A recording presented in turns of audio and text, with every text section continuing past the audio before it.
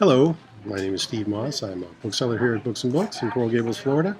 I'm going to be reading a portion of the closing argument of Atticus Finch from To Kill a Mockingbird. Gentlemen, the state has not produced one iota of medical evidence to the effect the crime Tom Robinson is charged with ever took place. It has relied instead upon the testimony of two witnesses whose evidence has not only been called into serious question on cross-examination, but has been flatly contradicted by the defendant. The defendant is not guilty, but somebody in this courtroom is.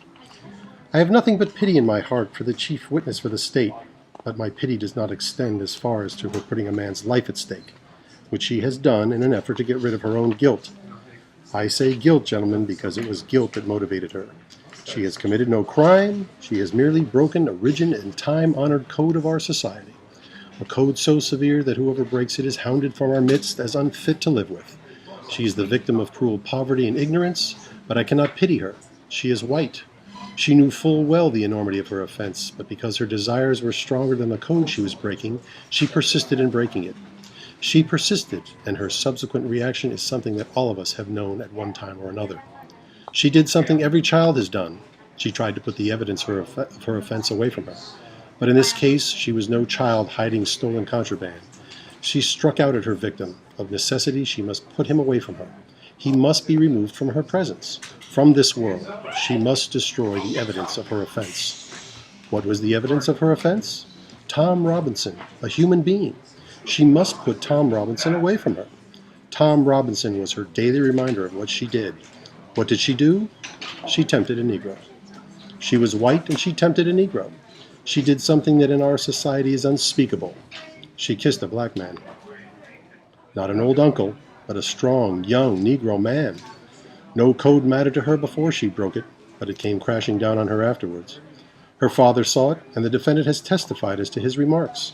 What did her father do? We don't know, but there is circumstantial evidence to indicate that May Ella Ewell was beaten savagely by someone who led almost exclusively with his left. We do know in part what Mr. Ewell did. He did what any God-fearing, persevering, respectable white man would do under the circumstances. He swore out a warrant, no doubt signing it with his left hand.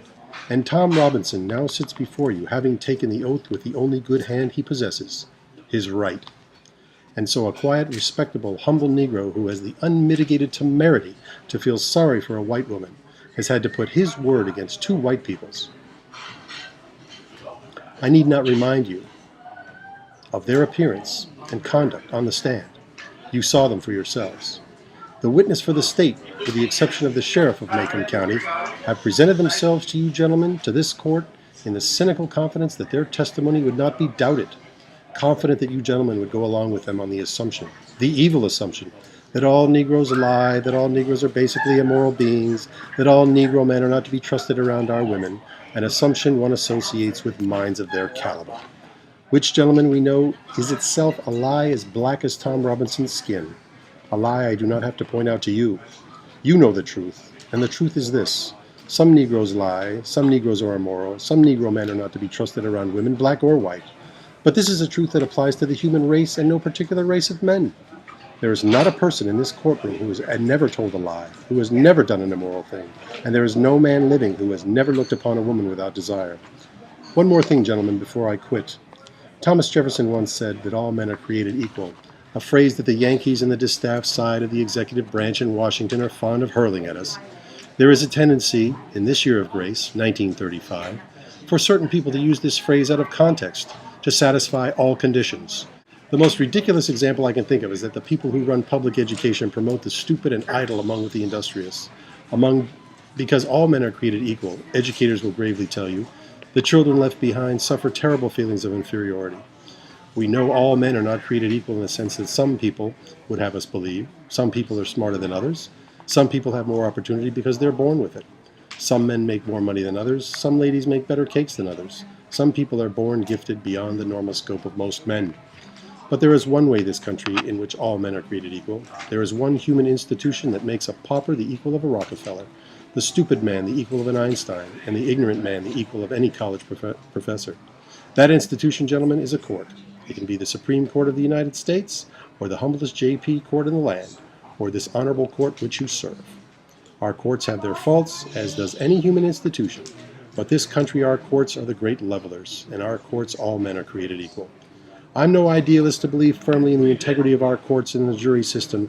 That is no ideal to me. It is a living, working reality. Gentlemen, a court is no better than each man of you sitting before me on this jury. A court is only as sound as its jury, and a jury is only as sound as the men who make it up.